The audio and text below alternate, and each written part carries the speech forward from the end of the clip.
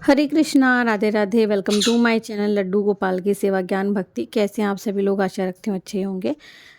तो आज के इस वीडियो में हम महाशिवरात्रि के बारे में जानेंगे। तो हाँ, जो ये कन्फ्यूज़न है कि 26 की है या 27 फरवरी को है, तो हम ये जानेंगे।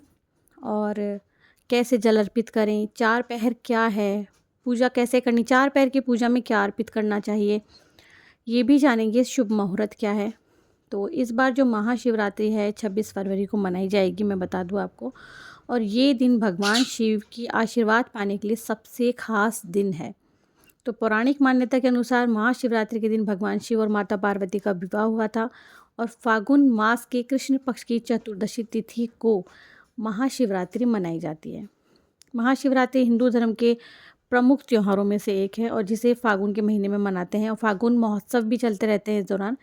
तो महाशिवरात्रि भगवान शिव की आराधना का बहुत बड़ा त्यौहार है। ये इस साल 26 फरवरी को पड़ रही है। अगली साल हो सकता है अलग हो, लेकिन आपको बस तिथि याद रखनी है, फागुन मास की कृष्ण पक्ष की चतुर्दशी तिथि। अच्छा, जो भी कोई महाशिवरात्रि के दिन भगवान शिव की पूजा करते हैं ना, भगवान भोलेनाथ उन पर अपनी विशेष कृपा बरसाते हैं। देखिए, कोई भी व्यक्ति हो, अगर आप मनोकामना के लिए ही व्रत रख रहे हैं तो अलग बात है, आप संकल्प लें। और आप अपनी खुशी से व्रत रख रहे हैं तो बहुत आता है संकल्प के बारे में, तो आप ऐसे भी व्रत रख सकते हैं। अब हम जानेंगे कि पंचांग के अनुसार अगर हम देखें ना, तो 26 फरवरी को सुबह 11:08 पर तिथि शुरू होगी और जो समापन जो होगा वो 27 फरवरी को सुबह 8:54 पर समापन हो जाएगा। तो महाशिवरात्रि में क्या होता है, रात्रि के पूजन का विधान भी होता है। तो इसीलिए 26 फरवरी को रात में महादेव का पूजन किया जाएगा। ठीक है, तो ये मैंने आप लोगों को बता दिया है। अगर अगर मुहूर्त देखें ना कि जो 4 पहर की पूजा का जो समय है, सबसे पहले वो जान लेते हैं। पूजा विधि आप सभी पूजा करते ही करते हैं, लेकिन जो भी छोटी मोटी बातें होंगी वो इसी वीडियो में हम देख लेंगे। प्रथम पहर की पूजा का जो समय है 26 फरवरी को शाम को 6:19 से लेकर के रात 9:26 तक का है। दूसरा पहर जो है पूजा का वो 26 फरवरी को रात 9:26 से 27 फरवरी को अर्धरात्रि 12:34 तक का है। तीसरे पहर की पूजा का समय अगर हम देखें तो वो 27 फरवरी को आधी रात 12:34 से सुबह 3:41 तक का है।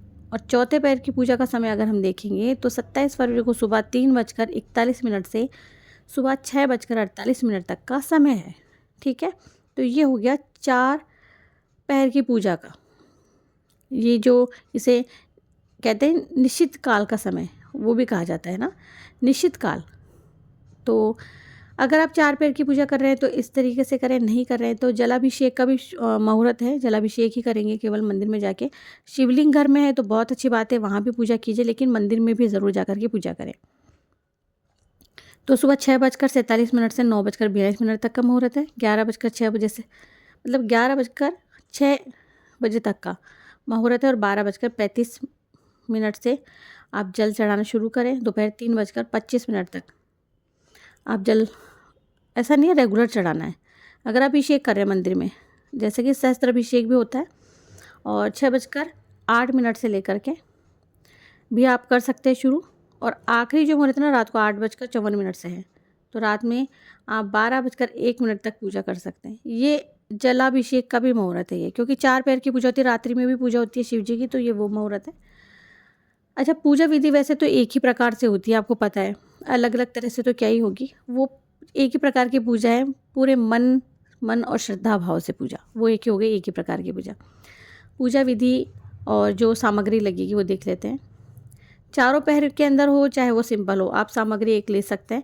अच्छा, एक चीज़ है, 4 पहर की पूजा कर रहे हैं तो आप जो पंचामृत है ना, वो एक एक करके अर्पित करेंगे। पहले पहर में जैसे कि जलाभिषेक हो गया, दूसरे पहर में आपने दूध से कर दिया, तीसरे पैर में आपने घी से, फिर शहद से, फिर बूरे से, इस तरह से करके आपको अभिषेक करना है।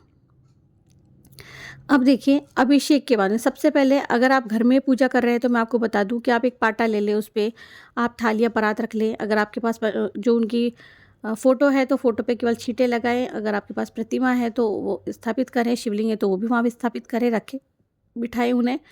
फिर आप एक लोटे में, लोटा आप अगर देखिए तांबे का नहीं तो स्टील का भी ले सकते हैं, वरना तांबा, पीतल या पंचधातु का है या आपके पास चांदी का है, उसमें जल लेकर के आप अर्पित कर सकते हो। जल अर्पित करें और दीप पहले से प्रज्वलित कर लें।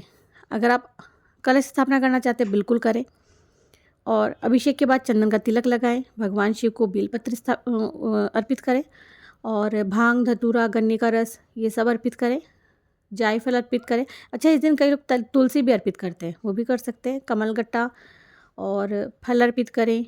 मीठे का भोग लगाएं, मिष्ठान अर्पित करें, मीठा पान रखें और दक्षिण दिशा में बैठ के पूजा करें। आप मखाने की खीर भी बना करके भोग लगा सकते हो। और कहते हैं कि इस दिन हम ये जो ओम नमः शिवाय तो करते ही करते हैं, ओम नमो भगवते रुद्राय, ओम नमः शिवाय, रुद्राय शंभवाय भवानी पते नमो नमः, इस तरह से जाप कर सकते हैं। वाला शिव पुराण का पाठ कर सकते हैं। महाशिवरात्रि की रात्रि में आप शिव मंदिर में जाकर के विधि विधान से पूजा के साथ में आप कीर्तन भी कर सकते हैं। देसी घी का दीपक ज़रूर से जलाएं। अगर आपके मंदिर में शिवलिंग नहीं है और किसी देवी देवता की पूजा है तो आप छोटा सा शिवलिंग मिट्टी का खुद घर में भी बना सकते हैं और फिर पूजा कर सकते हैं।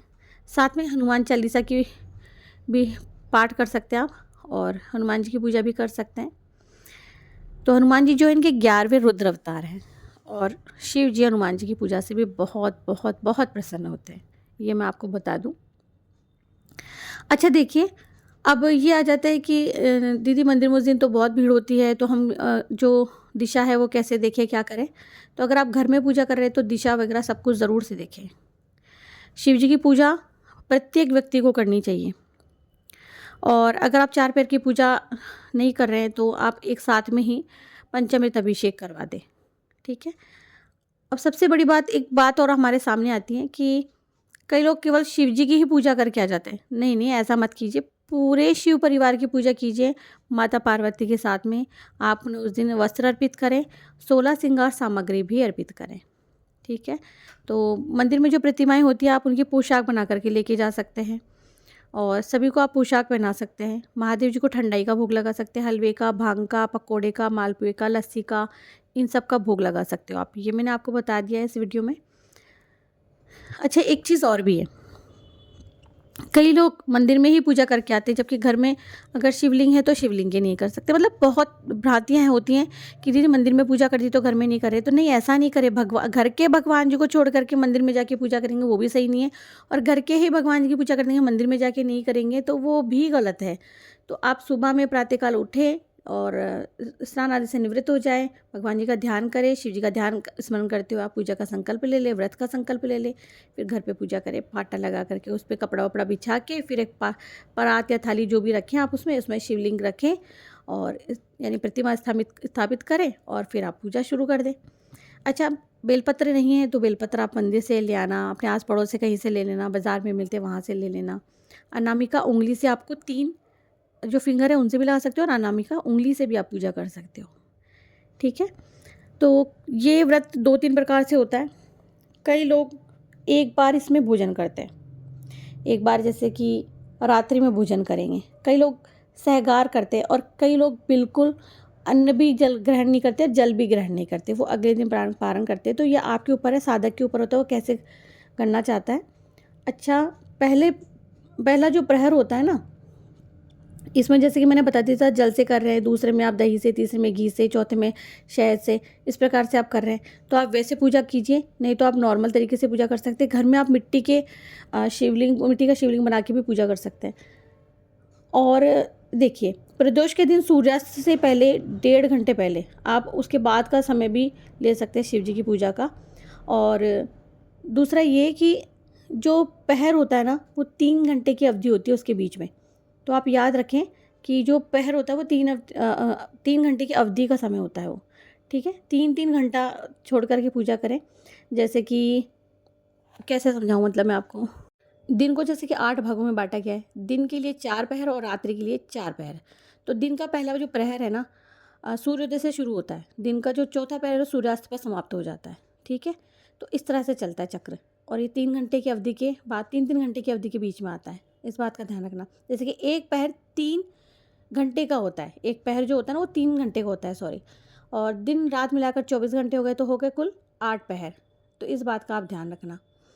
तो मैंने पूरी कोशिश की है कि मैं आप लोगों को इस एक ही वीडियो में सब कुछ बता पाऊँ, और जितना मैं जानती हूँ उतना मैंने आपको बताया है। अगर आपको वीडियो अच्छा लगे तो प्लीज़ आगे शेयर कर देना, और अगर कुछ पूछना है और कोई जानकारी लेनी है तो आप मुझे कमेंट सेक्शन में आके कमेंट भी कर सकते हैं। और भगवान शिव जी की आप किसी भी कारण से मासिक चक्र से गुजर रहे हैं, पूजा नहीं कर सकते, तो आप अपने पति देव को मंदिर भेज सकते हैं, आप उनसे पूजा करवा सकते हैं, किसी पंडित जी से करवा सकते हैं, उन्हें दक्षिणा दे सकते हैं। और मासिक चक्र चल रहा है और आप पूजा करना चाहती हैं तो आप अपने बच्चों से भी पूजा करवा सकती हैं। हरे कृष्णा।